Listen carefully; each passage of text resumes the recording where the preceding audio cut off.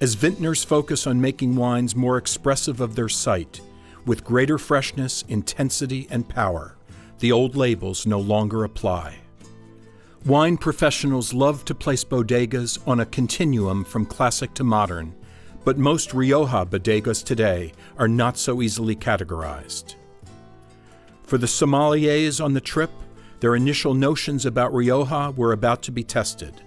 Whether traipsing through a vineyard with Agustin Santolaya of Rota, or touring a bodega with Jorge Muga of Bodegas Muga, these young wine stewards encountered some surprisingly progressive philosophies about winemaking in the 21st century. It's kind of hard to be an accomplished sommelier and not be aware of Rioja. I think they all came to Rioja with their own notions of what it was, their own preconceived notions. But as with any kind of first-hand look of a special place in the world, they got a deeper understanding. They got to see the kind of love and personality behind the wines. And I think they were probably most surprised by just how expansive the region was and how diverse the styles of wine were. And I think they also realized that that you can't just divide wines into traditional and modern category. There are a lot of spaces in between.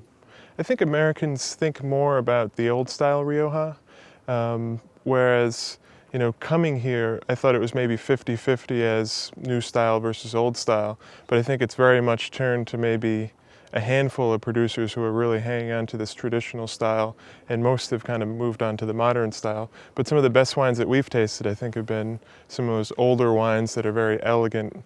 Not to say that there aren't some great ones that are in the new style as well. With Marqués de Riscal, there again an example of a prominent Rioja producer who understands and appreciates how wonderful the traditional wines are, but at the same time is excited about presenting new wines in this modern style that have a different purpose, which is different, well, that have a different purpose, but one that is no less one of quality.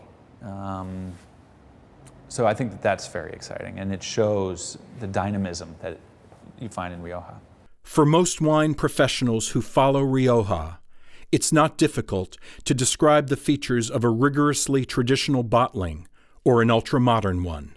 The challenge is that so many Rioja wines fall between those two extremes. I would say the traditional style is generally aged in American oak, generally aged for a lot longer, generally has less color than, say, the modern style, a bit more focus on acidity and so-called tertiary flavors, kind of earthy, mushroomy flavors that are a little funky and maybe not for everybody, but that are revered, almost like a cult. And on the other end of the spectrum, you have modern wines of great extraction, which is to say extracted color, extracted fruit, very forward, up front, lush. And these are wines that tend to be aged in French oak. They tend to come from more singular plantings as opposed to blends that coming in from all over the region. And they're wines that, I guess, raise eyebrows, that, as I like to call them. These are eyebrow-raising wines. They usually get a lot of critical attention. They usually come in heavy bottles, and some of them are absolutely dynamite. Now, between these two extremes, there are quite a few variations. Some people who use French oak and American oak, some who decide not to cold macerate before fermentation, others who do.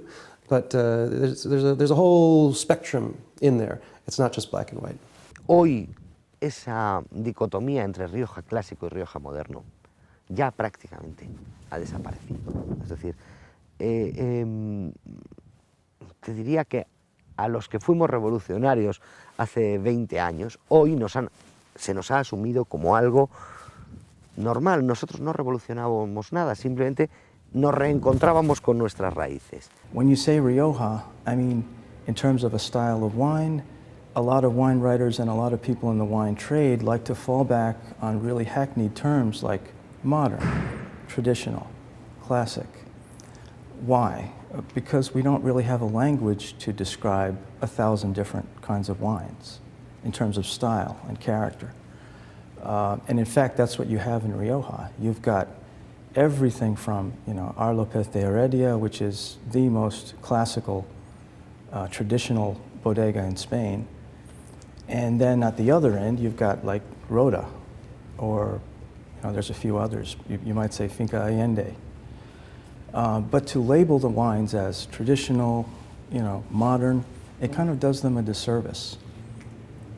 Miguel Angel de Gregorio, in an interview, he said, there's no such thing as modern and classical or traditional. There's only good wines and lesser wines. I think that's the reason, that's the context we need to look at Rioja in, because there literally are. I mean, when you look at Arlopez de Heredias, when you look at the old Viña Reals from Cune, and I'm talking about the 40s, the 50s, the 60s, Bodegas Riojanas, Monte Real, the La Rioja Alta, and those classical wine, Riojas are like Burgundies. They're beautiful. I describe the 64 Viña Tandonia as a Bach cantata. That's how it is. And then at the other end, the modern ones are powerful and rich, and I mean they have as much horsepower as the heaviest wines from Toro and Ribera del Duero. So, everything in between. It's a difficult region to get your mind around, to say, well, this is this, or this is this. Well, it's many things. Well, what's really interesting today is, you do have a number of bodegas in Rioja that are traditional, and you have a number that are upstarts and are solely modern. But then you also have a number of bodegas which are sort of playing both sides of the coin.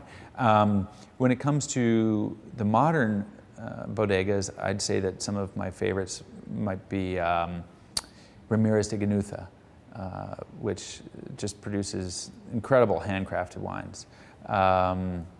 Allende, which I think is at the forefront, producing, in particular, a wine of place in their Calvario. This is a new thing happening in Rioja, whereas before you always had a blending, or oftentimes you'd have a blending of wines from the different parts of Rioja to make a more complex whole.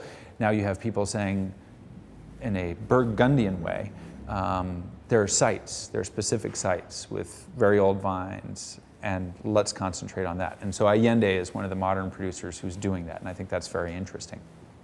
On the traditional side, you have the wines of Cune, you have La Rioja Alta, and obviously you have the wines of Lopez Heredia, where Maria Jose will tell you there's no reason to change her grandfather's ways. It would be a sign of disrespect.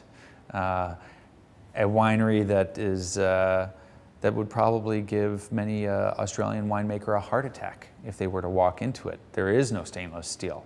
There are no polished floors. There are lots of cobwebs and spiders, which are good for deterring the spider mites, I'm told.